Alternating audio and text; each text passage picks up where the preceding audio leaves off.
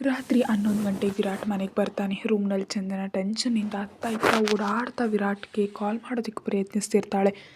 ನಿಜಕ್ಕೂ call receive ಮಾಡಬಾರ್ದು ಅಂತಿದ್ದರೆ ಈ ಸೆಲ್ಫೋನ್ ಯಾಕೆ ಹತ್ರ ಇಟ್ಕೊಂಡಿದ್ದಾರೆ, ಎಲ್ಲಾದರೂ ಡಸ್ಟ್ಬಿನ್ನಲ್ಲಿ ಎಸಿಬಾರ್ದಾ ಅಂತ ಇರಿಟೇಟ್ ಆಗ್ತಾ ವಿರಾಟ್ನನ್ನು ಬೈತಲೇ ಅವಳು ಕಾಲ್ ಮಾಡ್ತಿರ್ತಾಳೆ. ಆಗಲೇ ರೂಮ್ ಡೋರ್ ಓಪನ್ ಆಗುತ್ತೆ. ಎದುರಿಗೆ ವಿರಾಟ್ ಇರೋದನ್ನು ನೋಡಿ ಅವನ ಕಡೆ ನೋಡ್ತಾಳೆ. ಈ ದಿನ ವಿರಾಟ್ ಸ್ವಲ್ಪ ವ್ಯತ್ಯಾಸವಾಗಿ ಕಾಣ್ತಿರ್ತಾನೆ. ಅವೆಲ್ಲವನ್ನ ತಲೆಗೆ ಹಾಕ್ಕೊಳ್ಳದೆ ಅವನ ಹತ್ರ ಹೋಗಿ, ಇಲ್ಲಿವರೆಗೆ ಎಲ್ಲಿದ್ರಿ ನೀವು, ನಿಜಕ್ಕೂ ಏನು ಅಂದ್ಕೊಂಡಿದ್ದೀರಿ, ಇಷ್ಟು ಬಾರಿ ನಿಮಗೆ ಕಾಲ್ ಮಾಡ್ತಿದ್ದೀನಿ, ಸ್ವಲ್ಪ ಆದರೂ ರೆಸ್ಪಾನ್ಸಿಬಿಲಿಟಿ ಇದೆಯಾ ಅಂತ ಹೇಳ್ತಿದ್ದ ಚಂದನಾಳ ಬಾಯಿ ಮೌನವಾಗುತ್ತೆ. ಯಾಕಂದರೆ ವಿರಾಟ್ ಅವಳ ತುಟಿಗಳನ್ನ ಹಿಡಿತಾನೆ. ಹುಚ್ಚನಂತೆ ಅವಳ ತುಟಿಗಳನ್ನ ಕಚ್ತಾ ಮುತ್ತು ಕೊಡ್ತಿರ್ತಾನೆ ವಿರಾಟ್. ಚಂದನ ಶಾಕ್ ಆಗಿ ಅವನ ಕಡೆ ನೋಡ್ತಾಳೆ. ಮುತ್ತಿನ ಜೊತೆಗೆ ಅವನು ಕಚ್ತಿರ್ತಾನೆ. ವಿರಾಟ್ನಿಂದ ಒಂದು ರೀತಿಯ ವಾಸನೆ ಬರ್ತಾ ಇರುತ್ತೆ. ಸ್ವಲ್ಪ ಸಮಯದಲ್ಲಿ ಅದು ಡ್ರಿಂಕ್ಸ್ ವಾಸನೆ ಅಂತ ವಿರಾಟ್ ಕುಡಿದು ಬಂದಿದ್ದಾನೆ ಅಂತ ಚಂದನಾಳಿಗೆ ಅರ್ಥವಾಗುತ್ತೆ. ಚಂದನಾಳ ದೃಷ್ಟಿಯಲ್ಲಿ ವಿರಾಟ್ ಕುಡಿದು ಮನೆಗೆ ಬಂದಿದ್ದು ಇದೇ ಮೊದಲು. ಕಳೆದ ಬಾರಿ ವಿರಾಟ್ ಕುಡಿದು ಚಂದನಾಳೊಂದಿಗೆ ಬಲವಂತ ಮಾಡಿದ್ದ. ಆದರೆ ಆ ಸಮಯದಲ್ಲಿ ಅವಳಿಗೆ ಅವನು ಕುಡಿದಿದ್ದಾನೆ ಅಂತ ಸರಿಯಾಗಿ ಅರ್ಥ ಆಗಿರಲಿಲ್ಲ. ಈಗ ವಿರಾಟ್ ಅವಳ ಸೊಂಟ ಹಿಡಿದು ಹತ್ತಿರಕ್ಕೆಳೆದು ಅಷ್ಟು ಹಾರ್ಡಾಗಿ ಕಿಸ್ ಮಾಡಿದ್ರಿಂದ ಅವನಿಂದ ದೂರ ಸರಿಬೇಕು ಅಂದ್ಕೊಳ್ತಾಳೆ. ಆದರೆ ಅವಳಿಗೆ ಆ ಚಾನ್ಸ್ ಕೊಡದೆ ಇನ್ನೂ ಗಟ್ಟಿಯಾಗಪ್ಪಿ ಮುತ್ತಿನ ತೀವ್ರತೆಯನ್ನು ಹೆಚ್ಚಿಸಿ 15 ನಿಮಿಷಗಳ ನಂತರ ಅವಳನ್ನು ಬಿಡ್ತಾನೆ. ಗಟ್ಟಿಯಾಗಿ ಉಸಿರು ತೆಗೆದುಕೊಳ್ತಾ ವಿರಾಟ್ ಕಡೆ ನೋಡ್ತಾಳೆ. ಆ ಸಮಯದಲ್ಲಿ ಅವನ ಕಣ್ಣುಗಳಲ್ಲಿ ಯಾವುದೋ ಬೇರೆ ಫೀಲಿಂಗ್ ಅವಳಿಗೆ ಕಾಣಿಸುತ್ತೆ. ಆ ಕಣ್ಣುಗಳನ್ನು ನೋಡಿ ಚಂದನ ಎದರಿ ಹೋಗ್ತಾಳೆ. ವಿರಾಟ್ ಅವರೇ, ನಾನೇನು ಕೇಳೋದಕ್ಕೆ ಇಷ್ಟಪಡೋದಿಲ್ಲ, ಯಾಕಂದರೆ ನಾನು ತುಂಬ ಕೋಪದಲ್ಲಿದ್ದೀನಿ. ಯಾಕಂದರೆ ನೀನು ನನಗೆ ಹೇಳದೆ ಮನೆಗೆ ಬಂದಿದ್ಯಾ ಮತ್ತು ಅವನು ನಿನ್ನ ಅಂತ ವಿರಾಟ್ ಮಾತು ಮುಗಿಸೋ ಮುನ್ನವೇ ನಿಜಕ್ಕೂ ಆ ಸಮಯದಲ್ಲಿ ಸಡನ್ನಾಗಿ ಆ ಪೇಪರ್ಸ್ ನೋಡಿದ ಮೇಲೆ ನಂಗೆ ತಲೆನೋವು ಬಂತು. ಏನು ಮಾಡಬೇಕಂತ ತಿಳಿದೆ ನಾನು ಬಂದೆ ಅಂತ ಹೇಳ್ತಿದ್ದ. ಚಂದನಾಳ ಮೈ ಮೇಲಿದ್ದ ಡ್ರೆಸ್ಸನ್ನು ಒಂದೇ ಸಮನೆ ಅರೆದು ಪಕ್ಕಕ್ಕೆಸ್ತು ಅವಳನ್ನು ಬೆಡ್ ಮೇಲೆ ಮಲಗಿಸಿ ಅವಳ ಮೇಲೆ ಸೇರಿಕೊಳ್ತಾನೆ ವಿರಾಟ್. ಅವಳ ಮೈಯೆಲ್ಲ ಮುತ್ತಿಡ್ತಾ ಕಾಲರ್ ಬೋನ್ ಕತ್ತರ ಹತ್ತಿರ ಕಚ್ತಾ ಕಿಸ್ ಮಾಡ್ತಾ ಅವಳಿಗೆ ಒಂದು ರೀತಿ ನೋವು ಕೊಡ್ತಿರ್ತಾನೆ. ಆ ನೋವು ತಡೆಯಲಾರದೆ, ವಿರಾಟ್ ಅವರೇ ಪ್ಲೀಸ್ ಅಂತಿದ್ದ ಚಂದನಾಳಿಗೆ ಮಾತಾಡೋ ಅವಕಾಶ ಕೊಡದೆ ತುಟಿಗಳನ್ನು ಅಪ್ಕೊಳ್ತಾನೆ ವಿರಾಟ್. ಆ ರಾತ್ರಿ ಇಡೀ ವಿರಾಟ್ ಚಂದನಾಳನ್ನು ಬಿಡದೆ ಹಾಗೆ ಸ್ವೀಟ್ ಟಾರ್ಚರ್ ಮಾಡ್ತಾ 4 ಗಂಟೆ ನಂತರ ಅವಳನ್ನ ಬಿಟ್ಟು, ಸಾರಿ ಸ್ವೀಟ್ ಆರ್ಟ್, ಆದರೆ ಸಾರಿ ಅಲ್ಲ, ಯಾಕಂದರೆ ಇದು ಪ್ರೀತಿಯಲ್ಲಿನ ನೋವು, ನೀನು ಭರಿಸಲೇಬೇಕು ತಪ್ಪದು ಅಂತಾನೆ ವಿರಾಟ್. ಅವನ ಮಾತುಗಳಿಗೆ ಏನು ಹೇಳಬೇಕಂತ ತಿಳಿದೆ ಸೈಲೆಂಟಾಗತ್ತ ತಿರುಗಿ ಕಣ್ಣು ಮುಚ್ಚಿಕೊಳ್ತಾಳೆ ಚಂದನ. ಒಂದು ಬಾರಿ ಅವಳ ಕಡೆ ನೋಡಿ ಹಿಂದಿನಿಂದ ಅಪ್ಕೊಂಡು ಇಬ್ಬರಿಗೂ ಬ್ಲಾಂಕೆಟ್ ಕವಚದಂತೆ ಹೊದಿಸಿ ನಿದ್ರೆಗೆ ಜಾರ್ತಾನೆ ವಿರಾಟ್. ಬೆಳಗ್ಗೆ ಕಣ್ತೆರೆದ ವಿರಾಟ್ಗೆ ತನ್ನ ಎದೆ ಮೇಲೆ ಹಾಯಾಗಿ ನಿದ್ರಿಸ್ತಿರೋ ಚಂದನ ಕಾಣಿಸ್ತಾಳೆ. ಅವಳನ್ನು ಜಾಗರೂಕತೆಯಿಂದ ಬೆಡ್ ಮೇಲೆ ಮಲಗಿಸ್ತಾನೆ. ಆಗಲೇ ಕಣ್ತೆರೆದು ಅವನ ಕಡೆ ನೋಡಿ ಬೆಡ್ ಇಳಿಬೇಕು ಅಂದುಕೊಂಡ ಚಂದನಾಳಿಗೆ ಮೈಯೆಲ್ಲ ಒಮ್ಮೆಲೆ ನೋವು ಬಂದಂತಾಗಿ ಹಾಗೆ ಬೆಡ್ಗೆ ಹೊರಗೆ ಕಣ್ಮುಚ್ಕೊಳ್ತಾಳೆ. ಮೊದಲ ಬಾರಿ ವಿರಾಟ್ ಜೊತೆ ಒಂದಾದಾಗ ಎಷ್ಟು ನೋವು ಅನುಭವಿಸಿದ್ಲೋ ಈಗಲೂ ಹಾಗೆ ಅನ್ನಿಸ್ತಾ ಇರುತ್ತೆ. ಕಣ್ತೆರೆದು ವಿರಾಟ್ನ ಕಡೆ ನೋಡಿ, ನೀವು ತುಂಬ ಬ್ಯಾಡ್ ಬಾಯ್ ಅಂತ ಕೋಪದಿಂದ ಹೇಳ್ತಾಳೆ ಚಂದನ. ಏನಾದರೂ ಡೌಟ್ ಇದೆಯಾ ಸ್ವೀಟ್ ಹಾರ್ಟ್ ಅಂತ ಅವಳನ್ನ ಎತ್ಕೊಂಡು ವಾಶ್ರೂಮ್ಗೆ ಕರೆದೊಯ್ದು ಬಾತ್ ಟಬ್ನಲ್ಲಿ ಇಳಿಸಿ ಹಾಟ್ ವಾಟರ್ ಆನ್ ಮಾಡ್ತಾನೆ. ಅರ್ಧ ಗಂಟೆ ನಂತರ ಇಬ್ಬರು ಹೊರಗೆ ಬರ್ತಾರೆ. ಚಂದನಾಳಿಗೆ ಅವನೇ ಸ್ವತಃ ಡ್ರೆಸ್ ಹಾಕಿ ಅವಳ ಕಡೆ ನೋಡ್ತಾನೆ. ಕೋಪದಿಂದ ವಿರಾಟ್ ಕಡೆ ನೋಡ್ತಾ ಅಲ್ಲಿಂದ ಹೊರಟು ಹೋಗ್ತಾಳೆ ಚಂದನ. ಗಟ್ಟಿಯಾಗಿ ಉಸಿರು ಬಿಟ್ಟು ರೂಮ್ನಿಂದ ಹೊರಗೆ ಹೋಗ್ತಿದ್ದ ಚಂದನಾಳ ಭುಜ ಹಿಡಿದು ಎಳೆದು ಗೋಡೆಗೆ ಒತ್ತಿ, ನೀನು ನನ್ನನ್ನು ಇಗ್ನೋರ್ ಮಾಡ್ತಿದ್ಯಾ? ಹಾಗೆ ಇಗ್ನೋರ್ ಮಾಡಿ ನಿನ್ನೆ ಹೇಳದೆ ಮನೆಗೆ ಬಂದಿದ್ದಕ್ಕೆ ನಿನ್ನೆ ರಾತ್ರಿ ನಾನು ಶಿಕ್ಷೆ ಕೊಟ್ಟಿದ್ದು ಅಂತ ಕೋಪದಿಂದ ಹೇಳ್ತಾನೆ ವಿರಾಟ್. Oh really? ಅದಕ್ಕೆ ನಾ ಕುಡಿದು ಮನೆಗೆ ಬಂದು ನಿಮ್ಗೆ ಇಷ್ಟ ಬಂದಂತೆ ನನ್ನ ಜೊತೆ ಬಿಹೇವ್ ಮಾಡಿ ನನ್ನನ್ನು ಕಂಟ್ರೋಲ್ ಮಾಡೋದಕ್ಕೆ ನೋಡಿದ್ದೀರಾ? ನಿನ್ನನ್ನು ಕಂಟ್ರೋಲ್ ಮಾಡೋದಕ್ಕೆ ನಾನು ಕುಡಿತೀನಿ ಅಂತ ನಿನಗೆ ಅನಿಸುತ್ತಾ? ನಾನು ನಿಮ್ಮ ಮೇಲೆ ಕೋಪದಲ್ಲಿದ್ದೀನಿ. ನೀವು ನಿನ್ನೆ ರಾತ್ರಿ ನನ್ನ ಜೊತೆ ತುಂಬ ಬ್ಯಾಡಾಗಿ ಬಿಹೇವ್ ಮಾಡಿದ್ದೀರಿ. ನೀವು ನನಗೆ ಹೇಳದೆ ಮನೆಗೆ ಬಂದಿದ್ದು ನಿನ್ನ ತಪ್ಪು ಸ್ವೀಟ್ ಆರ್ಟ್, ಅದಕ್ಕೆ ಶಿಕ್ಷೆ ಕೊಟ್ಟೆ. ನನಗೆ ತಲೆನೋವು ಬಂತು. ಹೇಳದೆ ಬಂದೆ, ಅದಷ್ಟು ದೊಡ್ಡ ಮ್ಯಾಟರ್ ಏನಲ್ಲ. ಸರಿ, ನೀನು ಹೇಳದೆ ಬಂದಿದ್ದು ದೊಡ್ಡ ಮ್ಯಾಟರ್ ಅಲ್ಲ. ಹಾಗಿದ್ದರೆ ಅವನು ನಿನ್ನ ಕೈ ಹಿಡಿದಾಗ ನೀನು ಯಾಕೆ ಸೈಲೆಂಟ್ ಆಗಿದ್ದೆ ಅಂತ ವಿರಾಟ್ ಕೇಳಿದ ಪ್ರಶ್ನೆಗೆ ಕನ್ಫ್ಯೂಸ್ ಆಗಿ ಅವನ ಕಡೆ ನೋಡ್ತಾಳೆ. ಅವನು ಯಾವುದರ ಬಗ್ಗೆ ಮಾತಾಡ್ತಿದ್ದಾನೆ ಅಂತ ಅವಳಿಗೆ ಸರಿಯಾಗಿ ಅರ್ಥ ಆಗೋದಿಲ್ಲ.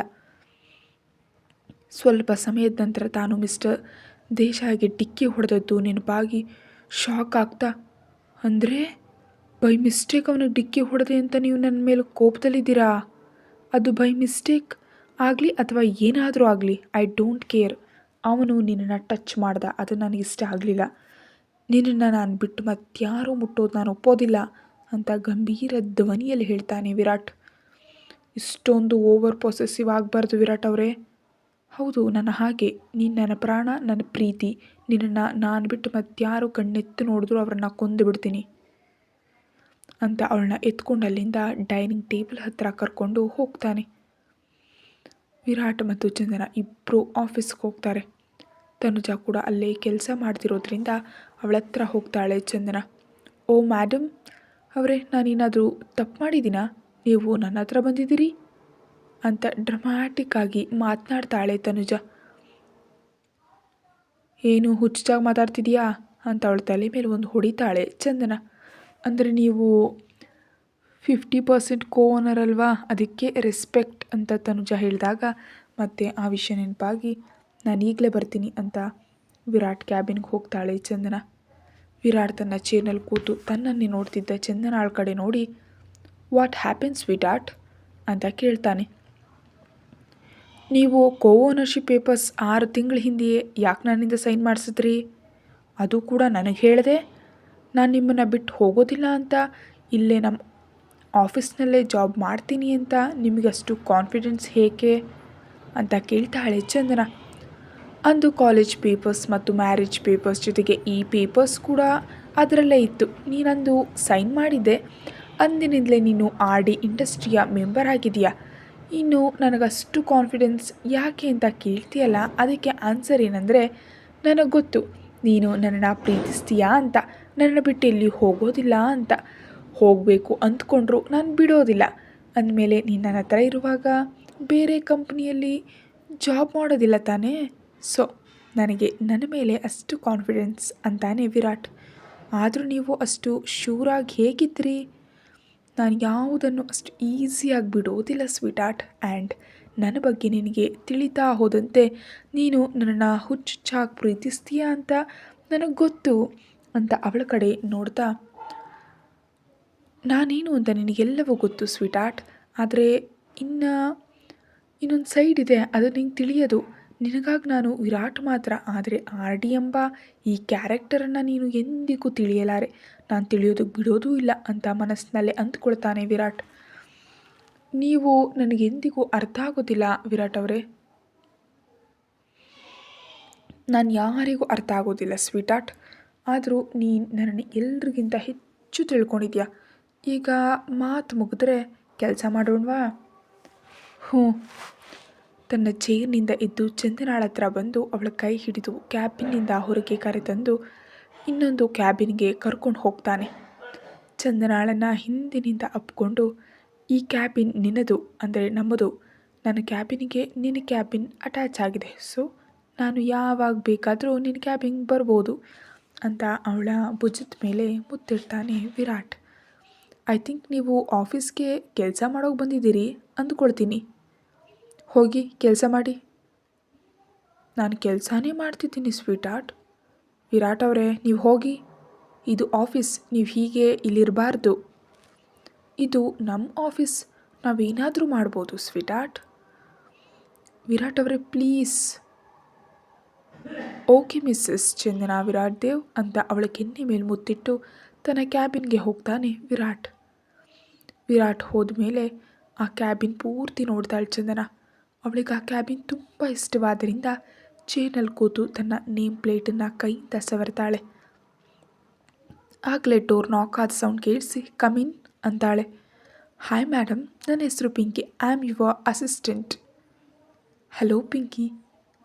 ಮೇಡಮ್, ಈ ಫೈಲ್ ನೀವು ಅರ್ಜೆಂಟಾಗಿ ಕಂಪ್ಲೀಟ್ ಮಾಡಬೇಕು ಅಂತ ಒಂದು ಫೈಲ್ ಕೊಡ್ತಾಳೆ ಪಿಂಕಿ. ಫೈಲ್ ಚೆಕ್ ಮಾಡಿ ಪಿಂಕಿಯನ್ನು ಹೋಗೋದಕ್ಕೆ ಹೇಳ್ತಾಳೆ ಚಂದನ. ಹೊರಗೆ ಬಂದ ಪಿಂಕಿ ಯಾರಿಗೋ ಕಾಲ್ ಮಾಡಿ, ಇಂದಿನಿಂದ ನಾನು ಅಸಿಸ್ಟೆಂಟ್, ನನ್ನ ಫೋಕಸ್ ಈಗ ಪೂರ್ತಿ ಅದರ ಮೇಲೆ ಇರುತ್ತೆ ಅಂತ ಕಾಲ್ ಕಟ್ ಮಾಡಿ ತನ್ನ ಡೆಸ್ಕ್ ಕಡೆ ಹೋಗ್ತಾಳೆ. ತನ್ನ ಕ್ಯಾಬಿನ್ನಲ್ಲಿ ಚೇರ್ಗೆ ತಲೆ ಹಿಂದೆ ವಾಲಿಸಿ I like hide and seek game ಅಂತ ಡೆವಿಲ್ ಸ್ಮೈಲ್ ಮಾಡ್ತಾನೆ ವಿರಾಟ್. ಬೆಳಿಗ್ಗೆಯಿಂದ ಕೆಲಸದಲ್ಲಿ ಬ್ಯುಸಿ ಆಗ್ತಾಳೆ ಚಂದನ. ಆಗಲೇ ತನುಜ ಅವಳ ಕ್ಯಾಬಿನಿಗೆ ಬಂದು ಲಂಚ್ ಟೈಮ್ ಆಯಿತು ಚಂದನ ಅಂತ ಕರೀತಾಳೆ. ಸಮಯ ನೋಡ್ತಿದ್ದ ಚಂದನಾಳಿಗೆ ಬಾಗ್ಲತ್ರ ವಿರಾಟ್ ಕಾಣಿಸ್ತಾನೆ. ಲಂಚ್ ಟೈಮ್ ಸ್ವೀಟ್ ಆರ್ಟ್, ನೀವು ಹೋಗಿ ವಿರಾಟ್ ಅವರೇ, ನಾನು 2 ನಿಮಿಷದಲ್ಲಿ ಬರ್ತೀನಿ. ಮೂತಿ ಊದಿಸ್ಕೊಂಡು ಚಂದನ ಕಡೆ ನೋಡ್ತಾ, ನಿಮ್ಮ ವಿರಾಟ್ ಅವರಿಗೆ ನಾನಿಲ್ಲಿ ಕಾಣಿಸ್ಲಿಲ್ವಾ, ನಿನ್ನನ್ನು ಮಾತ್ರ ಕರೆದ್ರು ಅಂತ ತನುಜ. ನೀನು ಹೋಗಿ ನಿಖಿಲ್ ಅವ್ರ ಜೊತೆ ಲಂಚ್ ಮಾಡು ಅಂತ ಅಲ್ಲಿಂದ ವಿರಾಟ್ ಹತ್ರ ಹೋಗ್ತಾಳೆ ಚಂದನ. ಚಂದನಾಳಿಗಾಗಿಯೇ ವೆಯ್ಟ್ ಮಾಡ್ತಿದ್ದ ವಿರಾಟ್ ಅವಳು ಬರ್ತಿದ್ದಂತೆ ಕೈ ಹಿಡಿದು ತನ್ನ ಮಡಿಲಿನಲ್ಲಿ ಕೂರಿಸ್ಕೊಂಡು ತುಟಿಗಳನ್ನು ಅಪ್ಕೊಳ್ತಾನೆ. 10 ನಿಮಿಷಗಳ ನಂತರ ಅವಳನ್ನ ಬಿಟ್ಟು ಅಲ್ಲೇ ಇದ್ದ ಫುಡ್ ಪ್ಲೇಟ್ ಹಿಡಿದು ಅವಳಿಗೆ ತಿನ್ನಿಸ್ತಾನೆ. ಅವನು ತಿನ್ನಿಸ್ತಾ ಇದ್ದರೆ ಬುದ್ಧಿವಂತಳಂತೆ ತಿಂದು, ವಿರಾಟ್ ಅವರೇ, ನಾನು ತನುಜ ಶ್ರುತಿ ಇಂದು ಹೊರಗೆ ಹೋಗಬೇಕು ಅಂತ ಅಂದ್ಕೊಂಡಿದ್ದೀವಿ, ಪ್ಲೀಸ್ ಪರ್ಮಿಷನ್ ಕೊಡಿ ಅಂತ ಕ್ಯೂಟಾಗಿ ಕೇಳ್ತಾಳೆ ಚಂದನ. ಕೋಪದಿಂದ ಅವಳ ಕಡೆ ನೋಡ್ತಾನೆ. ಪ್ಲೀಸ್ ವಿರಾಟ್ ಅವರೇ, ತುಂಬ ದಿನ ಆಯಿತು ಹೊರಗೋಗಿ, ನಾನು ಈವ್ನಿಂಗ್ ಬೇಗ ಮನೆಗೆ ಬರ್ತೀನಿ ಪ್ಲೀಸ್ ಅಂತ ಪಪ್ಪಿ ಬೇಸಾಕೋತಾಳೆ ಚಂದನ. ಸ್ವಲ್ಪ ಸಮಯ ಅವಳ ಕಡೆ ನೋಡಿ, ಓಕೆ ಸ್ವೀಟ್ ಆರ್ಟ್ ಹೋಗು ಅಂತಾನೆ. ಥ್ಯಾಂಕ್ ಯು ವಿರಾಟ್ ಅವರೇ, I love you so much ಅಂತ ಅವನನ್ನು ಹಗ್ ಮಾಡ್ಕೊಳ್ತಾಳೆ Chandana. I love you so much sweetheart ಅಂತ ವಿರಾಟ್ ಹೇಳಿದ ತಕ್ಷಣ ಮೇಲೆದ್ದು, ನಾನು ಬೇಗ ಮನೆಗೆ ಬರ್ತೀನಿ ಬಾಯ್ ಅಂತ ವಿರಾಟ್ ಕೆನ್ನೆಗೆ ಮುತ್ತಿಟ್ಟು ಕ್ಯಾಬಿನಿಂದ ಹೊರ ಬರ್ತಾಳೆ. ಅವಳು ಹೋದ ಮೇಲೆ ವಿರಾಟ್ ಯಾರಿಗೋ ಕಾಲ್ ಮಾಡಿ, ಎಕ್ಸ್ಟ್ರಾ ಅಲರ್ಟ್ ಆಗಿರಿ, ನನ್ನ ಚಂದನ ವಿಷಯದಲ್ಲಿ ಯಾವುದೇ ತಪ್ಪು ನಡೀಬಾರ್ದು ಅಂತ ಗಂಭೀರ ಧ್ವನಿಯಲ್ಲಿ ಹೇಳಿ ಕಾಲ್ ಕಟ್ ಮಾಡಿ ಆಲೋಚನೆಗೆ ಬೀಳ್ತಾನೆ. ತನ್ನ ಕ್ಯಾಬಿನ್ಗೆ ಹೋಗಿ ಸೆಲ್ಫೋನ್ ಪರ್ಸ್ ತೆಗೆದುಕೊಳ್ತಿದ್ದ ಚಂದನಾಳಿಗೆ ಡೋರ್ ನಾಕ್ ಆದ ಸೌಂಡ್ ಕೇಳಿಸಿ ಕಮಿನ್ ಅಂತಾಳೆ. ಪಿಂಕಿ ಒಳಗೆ ಬಂದು, ಮೇಡಮ್, ಈ ಫೈಲ್ ಮೇಲೆ ನಿಮ್ಮ ಸೈನ್ ಬೇಕು ಅಂತಾಳೆ. ಈಗ ಬಂದು ಒಳ್ಳೆ ಕೆಲಸ ಮಾಡಿದೆ ಅಂತ ಪಿಂಕಿ ಕೈಯಿಂದ ಫೈಲ್ ತೆಗೆದುಕೊಂಡು ಸೈನ್ ಮಾಡ್ತಾಳೆ ಚಂದನ. ಮೇಡಮ್, ನೀವು ಎಲ್ಲಿಗಾದರೂ ಹೋಗ್ತಿದ್ದೀರಾ? It's none of your business Pinki. But madam, ನಾನು ನಿಮ್ಮ ಅಸಿಸ್ಟೆಂಟ್. ರೈಟ್, ನೀನು ನನ್ನ ಅಸಿಸ್ಟೆಂಟ್, ಅದಕ್ಕೆ ನಿನ್ನ ಲಿಮಿಟ್ನಲ್ಲಿರು. ನಾನು ಎಲ್ಲಿಗೆ ಹೋಗ್ತಿದ್ದೀನಿ, ಯಾರ ಜೊತೆ ಹೋಗ್ತಿದ್ದೀನಿ, ಇದೆಲ್ಲ ನನ್ನ personal matter. And one more thing, next time ಇಂತಹ ಕೌಂಟರ್ ಆನ್ಸರ್ ನನ್ನ ಹತ್ರ ಕೊಡಬೇಡ. ನೌ ಗೆಟ್ ಔಟ್ ಅಂತ ಸೀರಿಯಸ್ ಆಗಿ ಹೇಳ್ತಾಳೆ Chandana. Yes madam, I am sorry ಅಂತ ಅಲ್ಲಿಂದ ಹೊರಗೆ ಹೋಗ್ತಾಳೆ ಪಿಂಕಿ. ಹೊರಗೆ ಬಂದು ಗಟ್ಟಿಯಾಗಿ ಕೈ ಬಿದ್ದು, ನನ್ನನ್ನು ನಿಜಕ್ಕೂ ಬಿಡೋದಿಲ್ಲ, ಒಂದು ಬಾರಿ ನನ್ನ ಕೆಲಸ ಮುಗಿಲಿ, ಆಮೇಲೆ ನಿನ್ನ ಸಂಗತಿ ನೋಡ್ಕೊಳ್ತೀನಿ ಅಂತ ತನ್ನ ಸೆಲ್ ತೆಗೆದು ಯಾರಿಗೋ ಕಾಲ್ ಮಾಡ್ತಾಳೆ. ಅವಳಿವತ್ತು ಹೊರಗೆ ಹೋಗ್ತಿದ್ದಾಳೆ. ನಾನು ಎಲ್ಲಿಗೆ ಅಂತ ಕೇಳಿದರೆ ನನ್ನನ್ನು ಬೈದು ಕ್ಯಾಬಿನ್ನಿಂದ ಹೊರ ಕಳಿಸಿದ್ಲು ಅಂತ ಹೇಳ್ತಾಳೆ. ಆ ಕಡೆಯವರು ಏನು ಹೇಳಿದ್ರೋ ತಿಳಿಯೋದು, ಆದರೆ ಓಕೆ ಅಂತ ಕಾಲ್ ಕಟ್ ಮಾಡ್ತಾಳೆ ಪಿಂಕಿ. ಶ್ರುತಿ, ತನುಜ, ಚಂದನಾಮವರು ಪಾರ್ಕಿಂಗ್ ಏರಿಯಾಗೆ ಹೋಗಿ ಕಾರ್ ಅನ್ಲಾಕ್ ಮಾಡ್ತಾರೆ. ನಾನು ಡ್ರೈವಿಂಗ್ ಮಾಡ್ತೀನಿ ಅಂತ ಡ್ರೈವಿಂಗ್ ಸೀಟ್ನಲ್ಲಿ ಕೂತ್ಕೊಳ್ತಾಳೆ ಚಂದನ.